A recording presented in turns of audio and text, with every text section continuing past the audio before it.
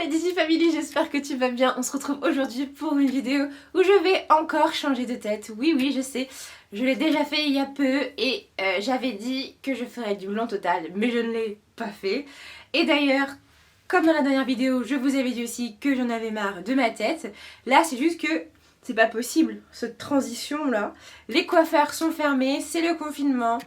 Bon, bah alors, j'ai racheté une petite coloration. Voilà. Donc j'ai choisi celle de chez Olia, le 1.0, le noir absolu. J'aimais trop en fait quand j'avais les cheveux hyper bruns. Je vous ai demandé votre avis sur Instagram et vous étiez d'accord aussi. Donc c'est grâce à vous si je fais ça aujourd'hui. Voilà, donc j'ai pas envie d'attendre plus que ça, que les coiffeurs réouvrent, etc. Mais j'avais par contre envie de retrouver un truc là, parce que c'est plus possible, là c'est plus gérable, ça ne va plus. Et en même temps, pendant la préparation, je vais aussi tout simplement faire un petit tag, un tag routine capillaire. Comme ça, on va pouvoir faire un petit peu le point pour tous ceux qui nous rejoignent. Et d'ailleurs, si ce n'est pas encore déjà fait, n'hésite pas à t'abonner en activant la cloche des notifications. Parce que c'est cool et tu lâches un petit like. Alors bien sûr, ce produit...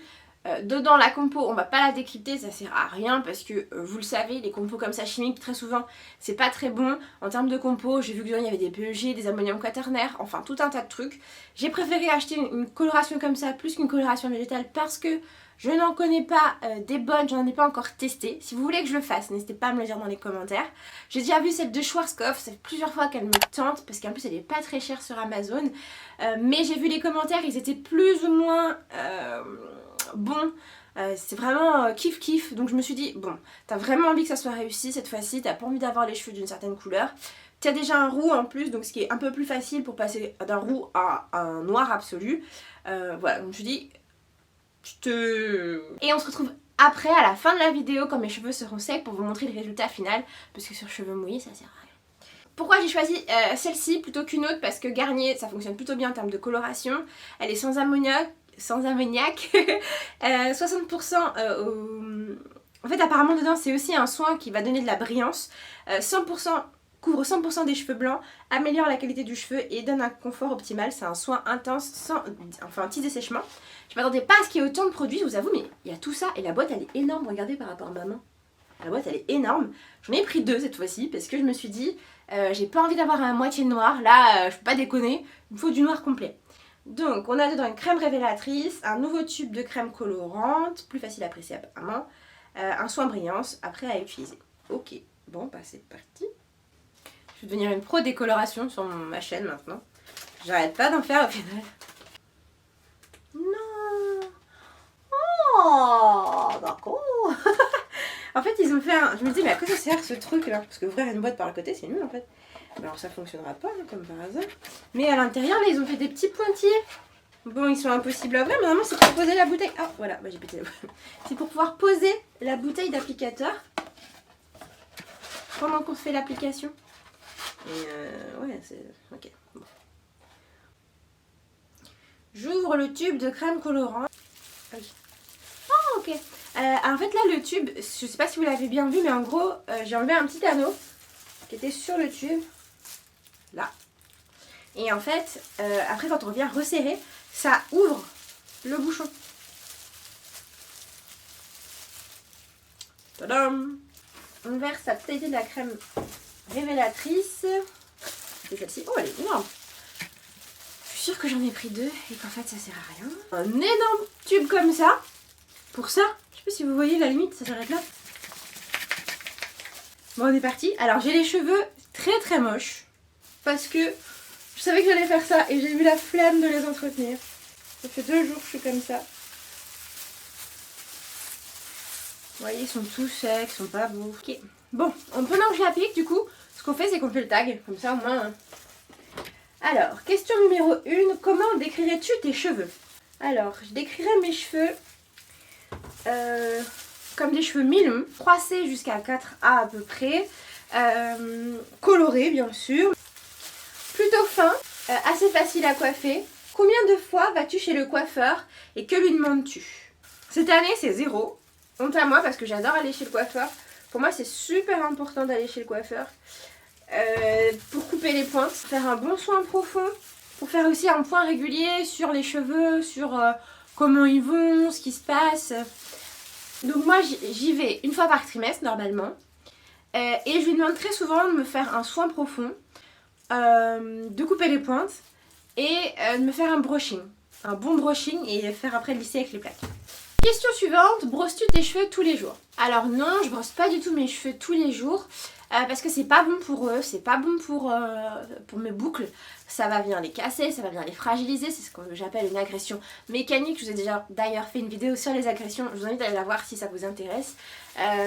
Donc je brosse mes cheveux au moment du conditionneur, pour moi c'est le plus important, et je peux les rebrosser un petit peu plus tard quand ma routine a été faite si je veux faire une coiffure particulière, mais alors je vais venir les humidifier, toujours j'humidifie mes cheveux. Et donc si je me brosse pas les cheveux tous les jours, quand je me les brosse j'utilise d'abord mes doigts, puis ensuite soit un peigne à dents larges, soit une brosse, ça dépend des fois, ça dépend de mon envie, vraiment les deux pour moi c'est kiff kiff. Alors quatrième question, à quelle fréquence laves-tu tes cheveux?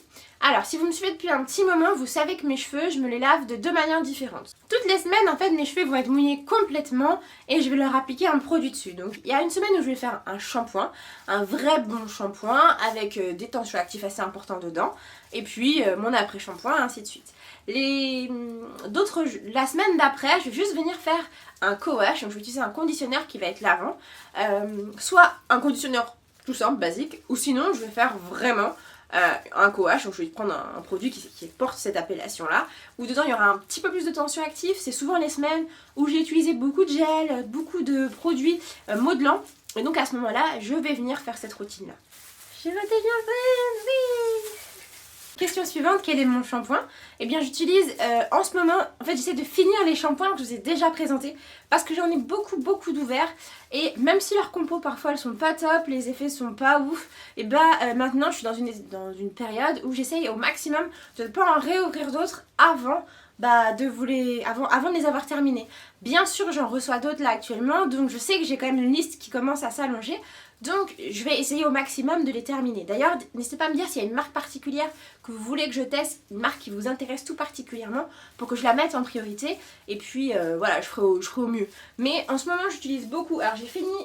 Ah non pas encore, je le vois là en fait. Je pensais l'avoir fini. Mais non, je suis en train de finir ce de chez Garnier, donc surtout le conditionneur que j'ai presque fini. Et le shampoing je le vois encore là, donc non pas du tout. Je l'ai pas encore fini, mais je m'y mets et ça avance. Les gens qui arrivent à faire des coiffures de fou, c'est dans qui commencent par derrière, je comprends pas comment vous faites. Moi j'y arrive pas. Quel est ton masque ou ton après-shampoing? Pour les masques et les après-shampoings, c'est somme toute la même chose. Je vous ai dit que j'utilisais l'après-shampoing de chez Garnier à la banane, que j'aime beaucoup. Vraiment, c'est un des produits que je rachèterais. Je vous ai fait une revue complète sur la gamme Garnier à la banane et Air Food à la banane.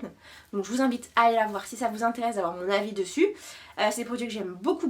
Sinon j'utilise aussi le masque de chez Phyto Spécifique, qui est un masque très épais et qui vient vraiment soigner les cheveux. Ça se voit après, il est tout beau, tout rebondi, il est hyper hydraté. Donc c'est un autre masque que je vous conseille aussi. Bien faire pénétrer. Wouhou. J'ai trop hâte d'être brune comme ça te fait trop plaisir. Ça me manquait trop. J'en ai partout sur la face, bref. Ok, pendant le temps de pause, je me suis dit que j'allais finir le tag parce que j'avais trop peur qu'avec les gants vous n'entendiez rien. Question 8, pardon. Quelles sont les étapes lors de ton shampoing? Donc, étape 1, je fais un bain d'huile une fois par mois que je laisse poser pendant 30 minutes, voire 45 grands max, avec serviette chauffante ou sac plastique. Ensuite, je vais faire un shampoing. Si j'ai fait le bain d'huile, c'est pas le moment où je fais un shampoing clarifiant. Non, je ferai plutôt un shampoing un peu doux, bien hydratant. Ou protéiné, ça dépend de mon envie, mais assez doux. Ensuite, je vais faire un après-shampoing. Là, ça va être...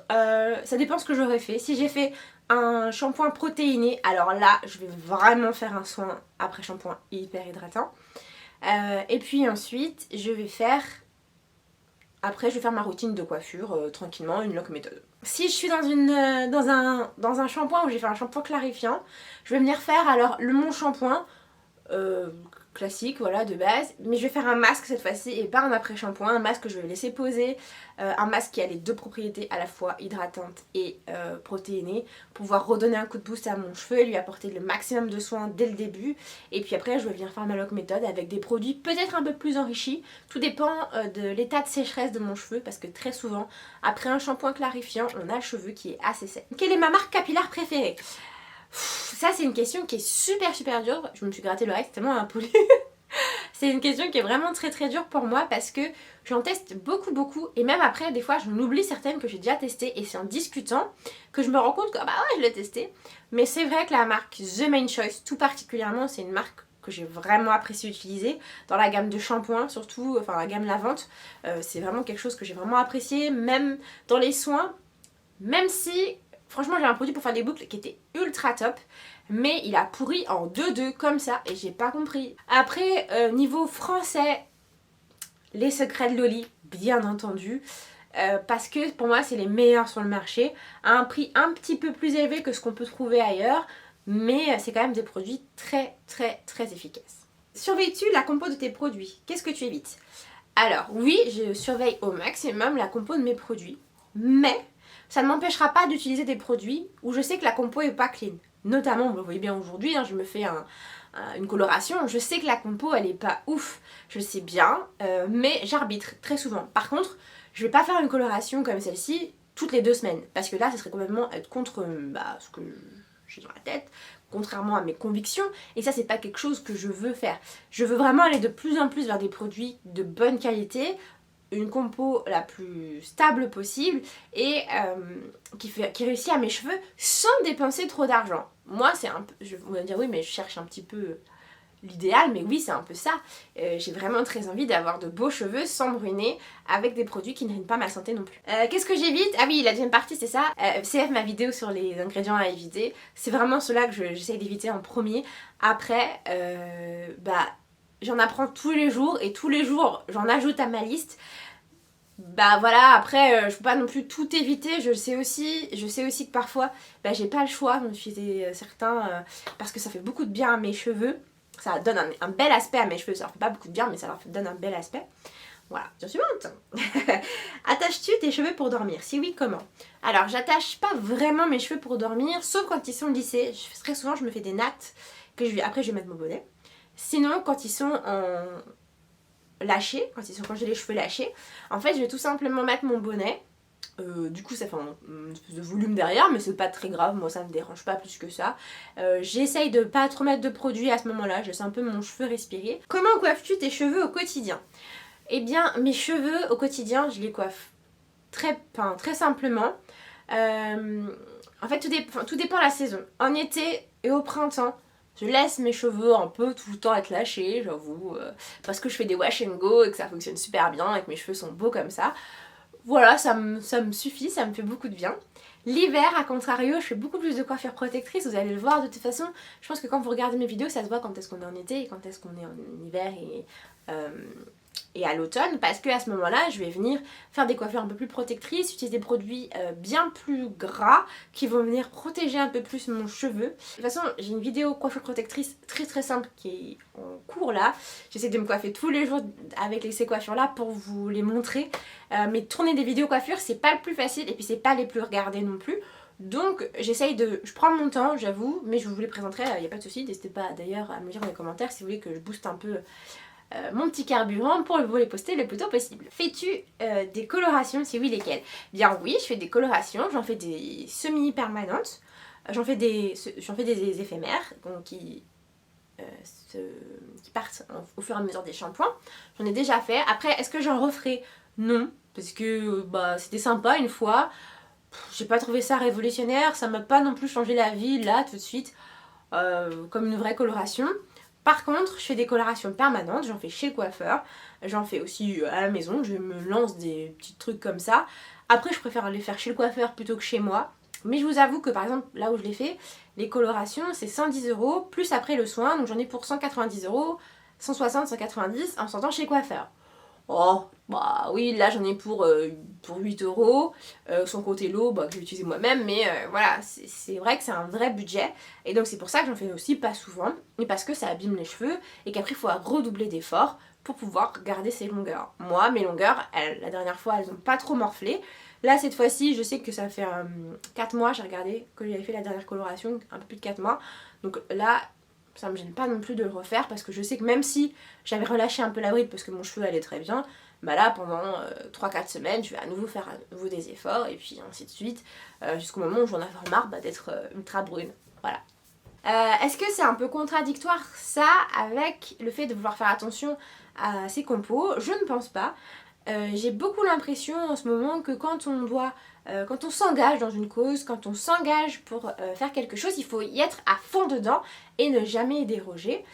Moi je pense pas, je pense clairement que je peux très bien me faire plaisir de temps en temps, mais vraiment de manière très exceptionnelle et en étant consciente de ce que je fais aussi, de pouvoir par moment comme ça, déroger un petit peu à la règle, mais quand même quand on regarde la compo, j'ai testé des produits soins cheveux qu'on m'a envoyés bien pire, mais bien pire en termes de compo que ça.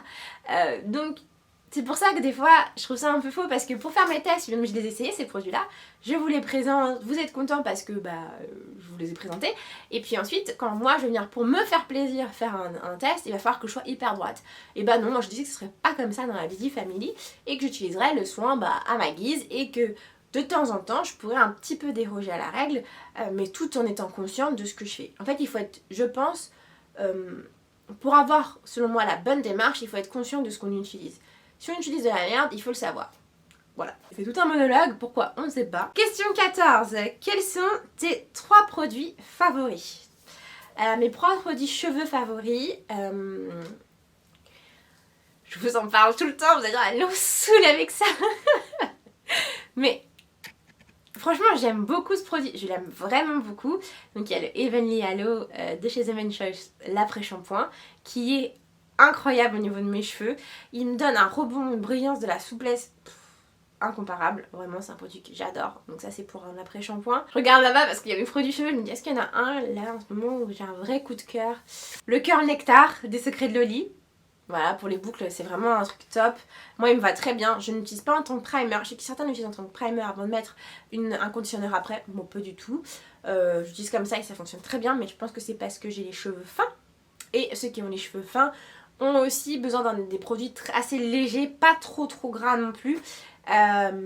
Et qui vont permettre aux boucles d'être activées sans en mettre trop. Comme dernier produit que j'aime beaucoup pour les cheveux, attendez, je réfléchis. Je suis sûre qu'il y en a plein et là je passe à côté. Ah oui, il y en a un que j'aime beaucoup et ça va assez vous surprendre. C'est quand même le masque après shampoing, le Air Food de chez Garnier, qui est un masque finalement que j'aime beaucoup et que la dernière fois je me suis vraiment posé la question parce que j'en avais plus à la maison.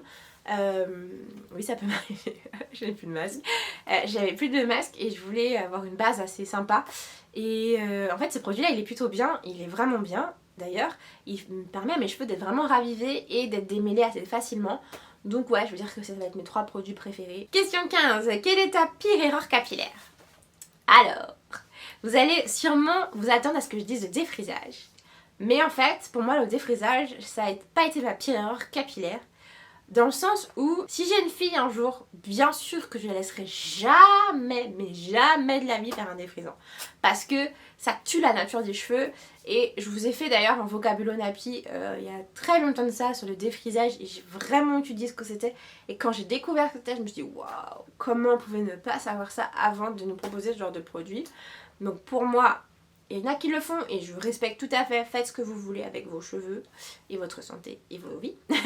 Mais pour moi, c'est vraiment été un truc, enfin, j'ai tué la nature de mes cheveux et j'aurai plus jamais cette nature-là parce que j'ai fait ce défrisage. Néanmoins, c'est pas ça pour moi la plus grande erreur de ma vie, c'est en termes capillaires, pour moi, c'est le lissage à outrance. J'ai vraiment abîmé mes cheveux en voulant tout le temps les lisser. Pourquoi? Parce que je ne savais pas comment faire tenir un lissage longtemps. Ça pour moi, c'est quelque chose que j'ai appris longtemps après quand j'ai arrêté de faire des lissages. En fait, l'utilisation des plaques chez moi, elle était excessive parce qu'en fait, tout le temps, quand il faisait chaud, quand je faisais du sport, et bah j'avais des cheveux qui repiquaient. Mais parce que j'avais pas appris les techniques pour maintenir un lissage plus longtemps. Pour moi, bah quand j'allais sous la douche, comme une caucasienne pouvait faire en fait. Je sais qu'il y a beaucoup de mes copines, elles vont sous la douche, elles se lavent les cheveux sans forcément les attacher, les protéger, quoi que ce soit. Mais sauf qu'elles ont pas la même nature de cheveux que moi. J'avais beau avoir un cheveu défrisé, entre 2 défrisages, et bah les petits richetons ils commençaient à nouveau à boucler. Et ça m'énervait énormément, donc je venais les tuer en les lissant et en les relissant tous les jours à 200 degrés, même plus encore. Petit à petit, j'ai perdu aussi en épaisseur de mon cheveu en faisant des lissages à outrance. Mais ça, on peut le savoir que quand on l'a fait. Aujourd'hui, quand je me fais des lissages, bah, je m'en fais un. Et puis, on va dire que 3-4 jours après, je vais réutiliser un appareil chauffant si besoin. Même des fois, en fait, je me fais des nattes, ça me fait des petites ondulations wavy et ça me suffit largement. Question 16. Quels sont tes conseils pour avoir de beaux cheveux?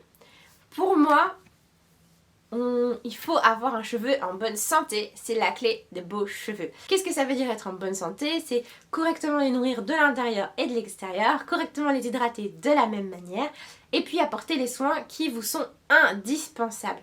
Quand je dis les soins indispensables, c'est super simple. Vous savez que vos cheveux, il faut les laver, que ce soit avec un co-wash ou avec un vrai shampoing. Il faut les hydrater, il faut les nourrir. Après, tout dépend de votre texture de cheveux, tout dépend du type de cheveux, de la densité. Ça sera à vous de le faire. Moi, mon indispensable, c'est mon vapeau, parce que quand je retouche mes cheveux, quand je viens faire des coiffures, j'ai besoin de mon vapeau pour éviter de trop les casser. Dernière question, puis après je pense que ça sera presque l'heure d'aller me rincer les cheveux. Je sais pas où est mon portable. Il me reste combien de temps? Ah mais il me reste encore un quart d'heure d'attente, mais bon, je vais pas vous tenir un quart dans la jambe. Je vous montrerai une fois rincé, et puis après on passera, je vous montrerai le résultat final une fois qu'ils seront secs. Question 17, une astuce pour faire pousser les cheveux plus rapidement. Bon, pour moi, je pense que j'ai fait plein de vidéos là-dessus, mais il y a quelques éléments qui me semblent hyper importants. Il va y avoir les produits qu'on va utiliser, donc je peux vous conseiller l'huile de ricin qui chez moi a super bien fonctionné, voilà, que j'appliquais en méthode GHI, donc c'est la méthode, c'est Greenhouse Effect. En fait c'est comme si on allait faire un effet de serre sur ses cheveux, et ça va stimuler la pousse au niveau du cuir chevelu. Et en même temps ça entretient les longueurs, parce que vous allez toujours être dans un milieu un petit peu tropical, un petit peu hydraté. Avec le gras que vous allez mettre dessus, vous verrez vos cheveux, ils vont apprécier. C'est une des techniques qui a le plus fonctionné pour moi. Je vous ai parlé de l'huile de ricin, la menthe poivrée aussi. En fait l'effet frais et l'effet picote, moi ça me picotait légèrement. Et en fait j'ai vu que ça aidait un peu à la pousse de mes cheveux, ça la stimulait en tout cas beaucoup. Qu'est-ce que j'ai pu... Ah oui, ça c'est après en termes de technique, vous pouvez utiliser beaucoup les massages, c'est ce que je vous conseille. Matin et soir si vous voulez, mais au moins une fois dans la journée ça suffit largement. Des petits massages, je vous ai fait une vidéo si vous voulez aller voir, pour voir comment on peut faire pour masser correctement son cuir chevelu, pour stimuler la pousse. Pour moi c'est les éléments les plus importants, c'est ceux qui ont contribué pour ma part à la pousse rapide de mes cheveux. Et voilà le résultat une fois sec. Qu'en pensez-vous?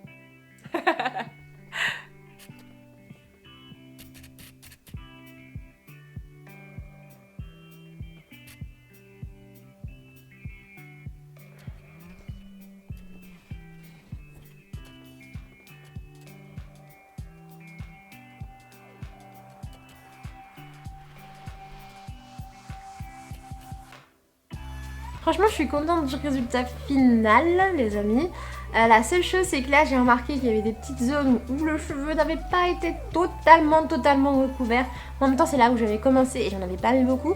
Là par contre il n'y a pas de problème de ce côté là, c'est plus celui-ci. Si jamais je vois que ça dégorge trop, bah j'en ai une deuxième boîte donc je referai. Mais sinon voilà, je suis plutôt contente. Non vraiment je suis contente.